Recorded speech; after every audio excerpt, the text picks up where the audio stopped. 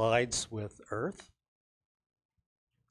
And then you'll notice there's these blobs that kind of aggregate together.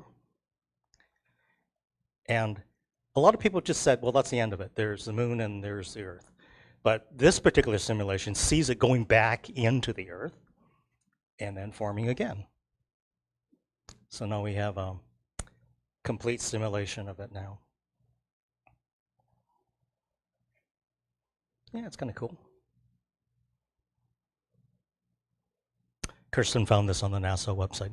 I can't take credit for that. Okay. So there's they say the smaller of the two become the moon. So, I mean, gravity has a lot to play at here. I mean, when things kind of move around each other, they're captivated by gravity. And if there's not enough, they tend to fly apart.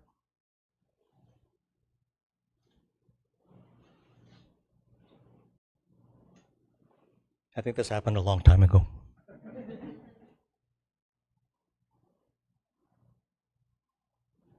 Okay.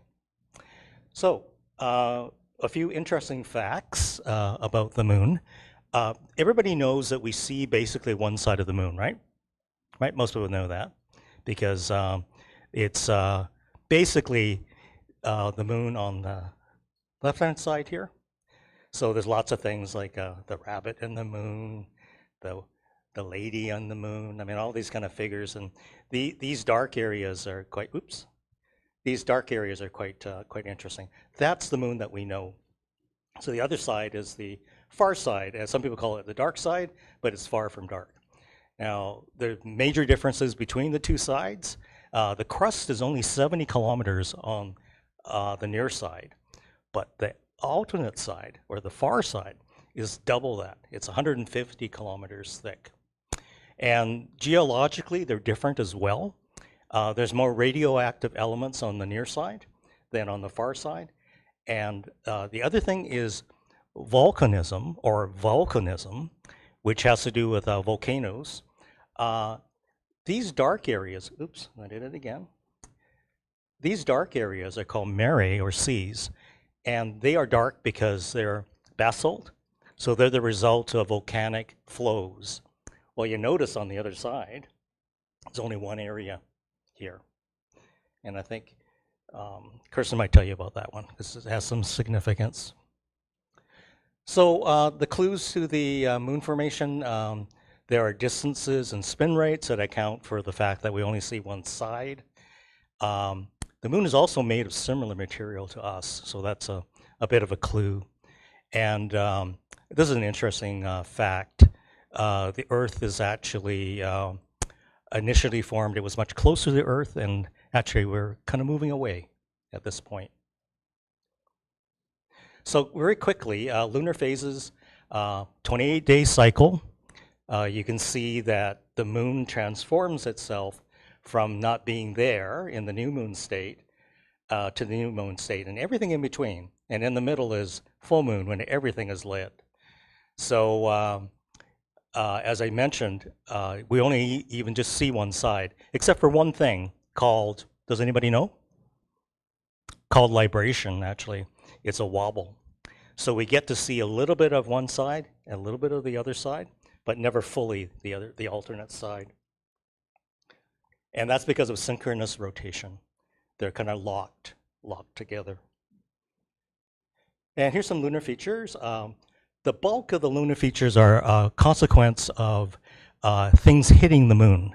So the impact craters are, which is probably the most common thing. This is Tycho. There's always like a depression, and then there are these things called rays as they kind of deviate from the crater itself. As I mentioned, the seas or the mare are a result of volcanic action. So they're dark, so they create these things. This is a Sea of Serenity. And then the other dominant one are things called rills. And rills are like channels, and there is a result of tectonic activity, tectonic, earthquake. So they produce these kind of channels. And here's one here, Rima Iridius. Okay, so another interesting feature of the moon is most of the time that when the Earth comes in between the moon and the sun, it creates this condition called an eclipse. And that's only because of the nature of the distances here. So it just so happens that for a solar eclipse, which is not this, they happen to coincide, so they're just perfectly matched. In the case of lunar eclipses, sometimes the path is not exactly in line like this, so you will not see lunar eclipses every month, right? But there's one coming up on March 3rd, and I heard this evening that people are going to come up here at 2:30 in the morning. I can't believe it, but it's possible. Buy your tickets now. So the other thing about the lunar eclipse is it produces two kinds of shadows. So the darkest shadow is called an umbra, and it's right here. But as you move out from behind the Earth, you still have a shadow, but it's called a penumbra. So remember that there's two states of shadow. And as I say, when they're directly in line, you get a total. And then when they're slightly off, you get partials. So here's some images. We enjoy this really rich orange color because of the refraction of light. So when we're fully eclipsed, you'll often see this really red, strong red color. Here's one image which is kind of unique. I can't remember what year it was, but one year we enjoyed seeing the light come through the ozone layer, which actually produces this violet or purpley ozone highlight. So, very cool. So, I ask Kirsten to come up and she'll tell you about moon exploration. Oh, thank you, David. That's great.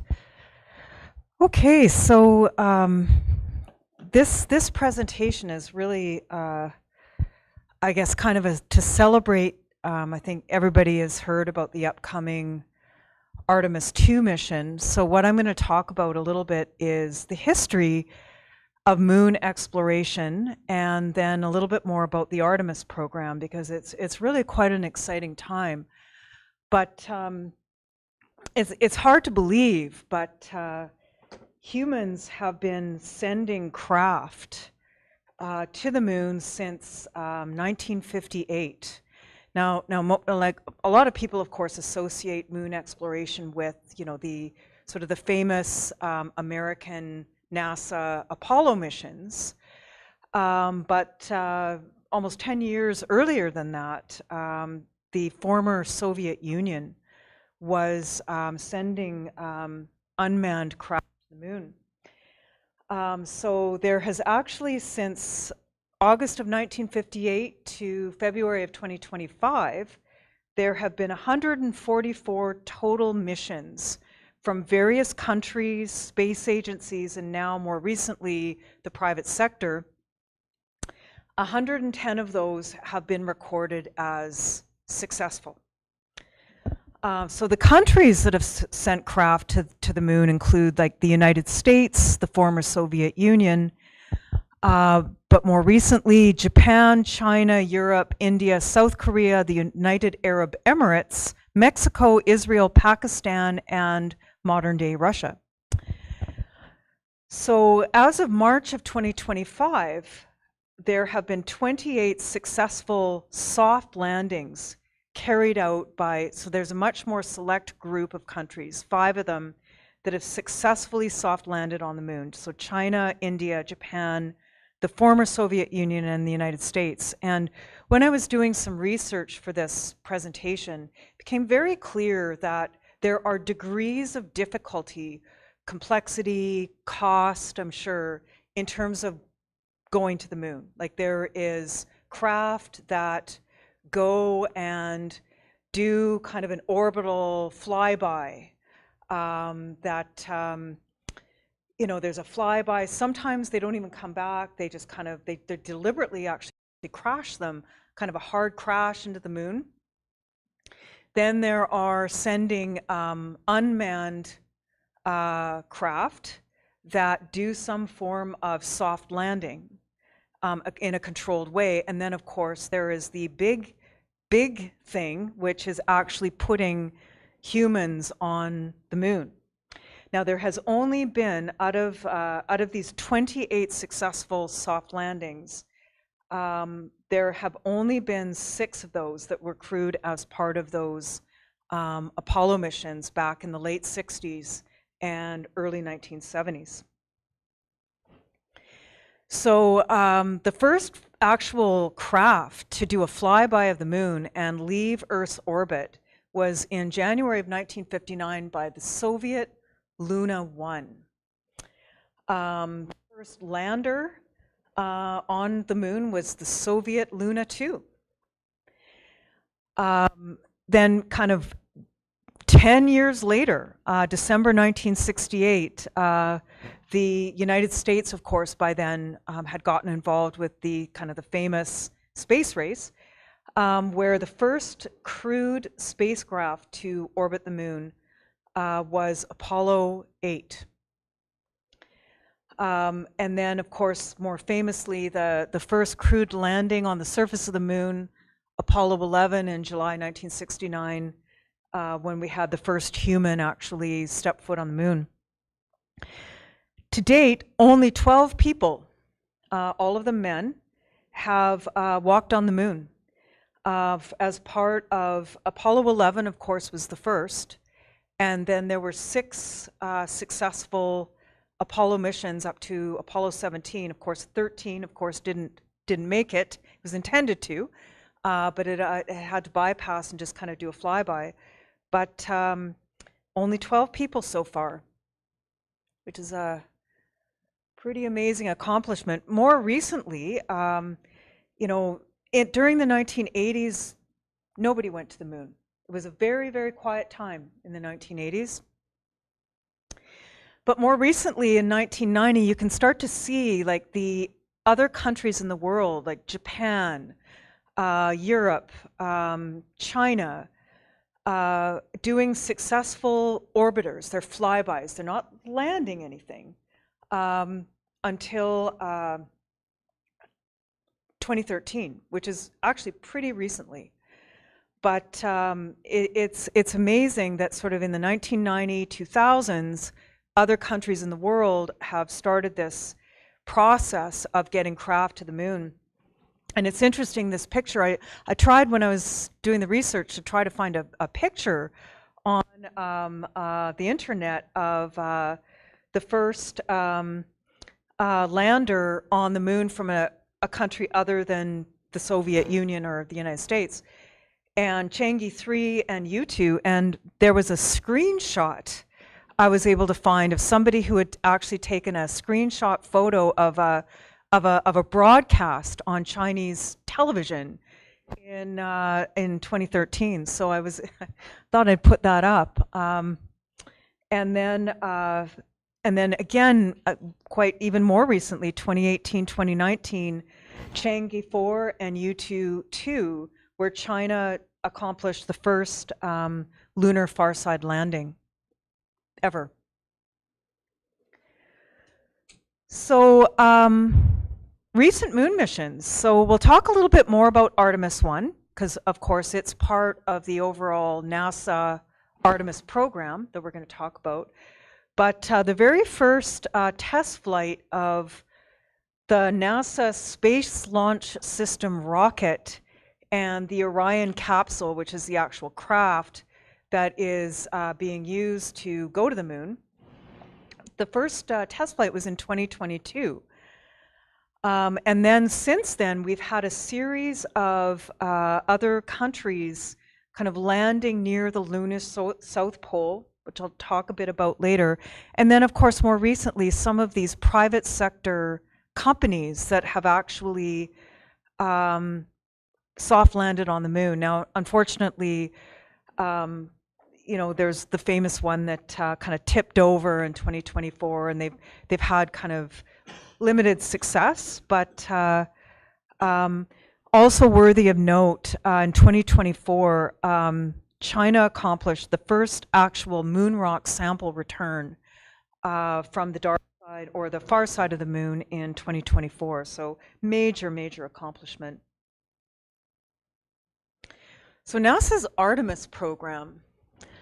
So I found this definition on the NASA website, and the key goal of Artemis is to explore the moon for the purposes of establishing a permanent, long-term human presence there. That's really the goal, is to enable a much easier, cost-effective way to potentially do more human moon exploration directly over the long term, and then ultimately to serve as a platform and a launch pad for future missions to Mars. That's what this whole thing is really geared towards. So Artemis I, that test flight that I talked about in 2022, the first uncrewed test flight of that Orion spacecraft and the Space Launch Rocket System, you can see here, and the flight path that Artemis II, the first crewed flyby mission, is going to be taking is very similar. It's not quite the same, but it's very, very similar. You can see that they took off here, went around the Earth, went all the way through, and then here we go. They kind of, there's the near side of the moon. They kind of go up there and then go back, and then they do a little flyby. You can see it on the far side. This is the uncrewed Artemis I. This was, I think, the mission duration. Then they I guess splashed down successfully. It's about 25 days, I believe. Yeah, total 25 days, which is substantially longer than what Artemis II is going to be with people aboard. But this was very interesting. Like, to get out towards the moon, they took about 9 days, and then with kind of these flybys, and then about 9 days back. So significantly longer than what the crewed mission is expected to be. Artemis II, as I think probably most people know, the launch date for that has just recently been moved. We're now looking at kind of an earliest launch date for Artemis II in March of 2026, but there's also potentially timeframes in April. Again, it's going to be kind of testing that kind of rocket launch system that takes us out of the orbit of Earth, and looking at the capabilities of the Orion craft capsule for deep space, the life support systems, and having people on board is of course the focus of Artemis II. But it's going to be testing, really kind of paving the path for Artemis III, which is scheduled for hopefully launch around 2027, but that will be when humans go back to the moon surface. So one of the nice things about Artemis II is there's going to be an opportunity for people to actually observe areas of the far side of the moon that have never been seen before in detail by, human eyes. And what the crew of Artemis II is actually going to be doing is actually looking at different potential landing sites around the lunar South Pole on the far side of the moon that could be used by Artemis III, and the SpaceX craft that's going to be actually transporting the 2 members of the Artemis III crew up and down to the moon's surface. So again, like, the role of the private sector is starting to take on a pretty big role. So just a shout out to the crew of Artemis II, Reed Wiseman, Victor Glover, Christina Cook, and the Canadian Space Agency's astronaut from Canada, Jeremy Hansen. So we're very, very excited that there's a Canadian on board, a female, first man of color. So it's kind of a nice mix of humans. So the delay of the Artemis II mission, I mean, it was originally scheduled for February, but they discovered a hydrogen leak in the Space Launch System with that sort of the massive rockets. So fortunately, during a wet dress rehearsal in early February, so this is the good thing about these kinds of tests, because you know the great thing is finding all this before an actual launch and people on board. So Artemis II, similar to Artemis I, when it does actually launch, it will be the first crewed test flight, so the first group of humans to go back to the moon in over 50 years since the Apollo missions. So this is kind of why it's such a big deal. So again, they kind of go leaving the Earth, and this time they're going back they're kind of going back a few times, I guess, for velocity and various reasons for speed. And then here we see the flyby around the far side of the moon. This point, sort of in here, is going to be the furthest point in space, apparently, that humans have ever reached. So this is going to be just a landmark moment for humans in terms of getting out into space and then coming back and doing the splashdown. So yeah, so just the lunar flyby, but it similar to the Apollo missions. The duration of this mission with the crewed flyby is estimated to be about 10 days, which is consistent with like the Apollo missions. Apollo 11 through 17 kind of averaged between 8 to 12 days, which is interesting. So Artemis III, sort of planned, I think I said 2027 on one side and now 2028. It's sort of, I think it was 2027 and they've moved it up to 2028. This would be humankind's first return to the surface in the moon since 1972. And the focus of this mission is going to be exploring areas around the lunar south pole. And I wish I had a little moon here, but the lunar south pole is literally kind of that area at kind of towards the bottom of the moon, and some of the areas kind of around it. But the reason for that, and it's quite different from the Apollo missions. The Apollo missions focused on equatorial regions that were more easily accessible, kind of more sunlight, little lighter, that kind of stuff, easier to land on. Whereas this is going to be a little bit different, a lot darker. The amount of sun in some of the areas, especially the deep craters around the lunar south pole, like they're quite dark. And that's kind of the reason they're going there, because these craters, they call them permanently shadowed regions or cold traps. And there's a lot of scientific value in finding water, frozen water ice. If they're going to find it in any substantial volume, like there's frozen water ice all over the moon, like they've actually detected it kind of in most areas.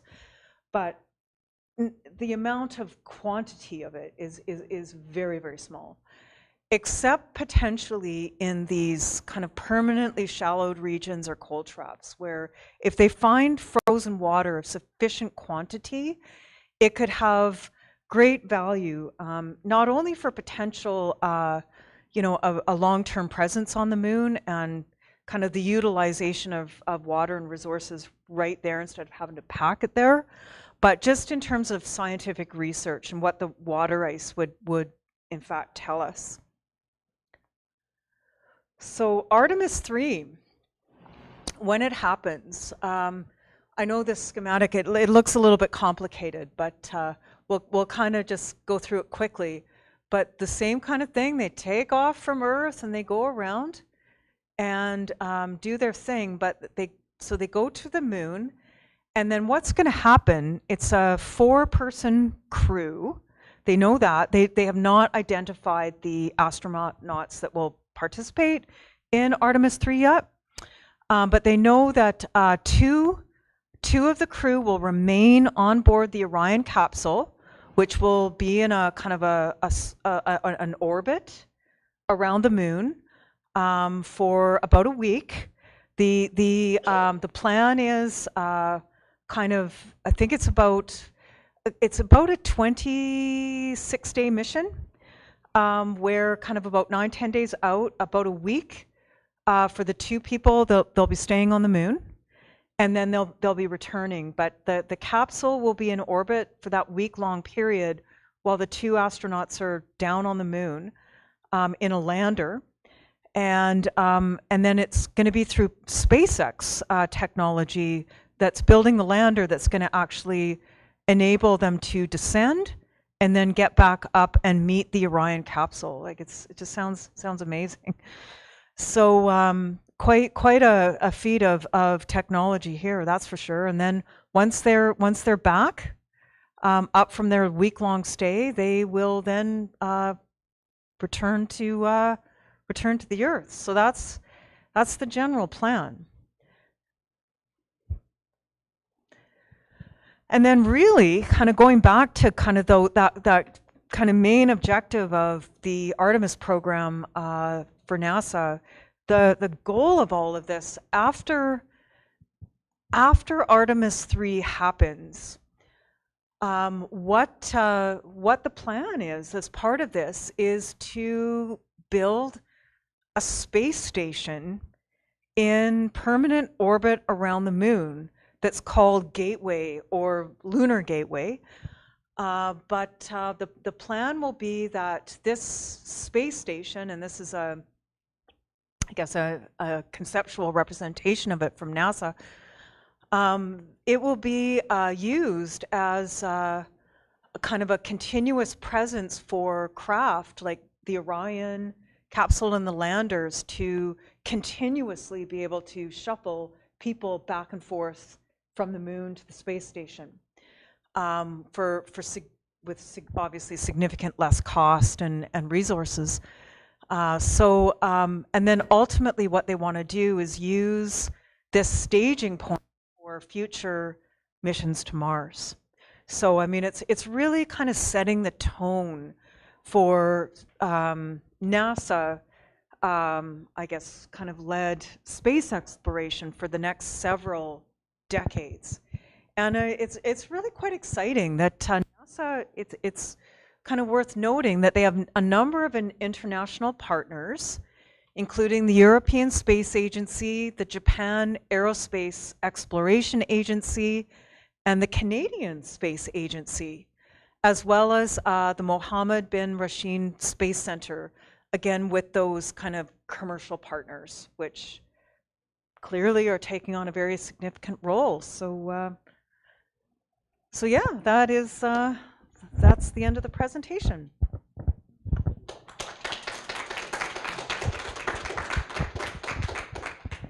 And any questions for David or I?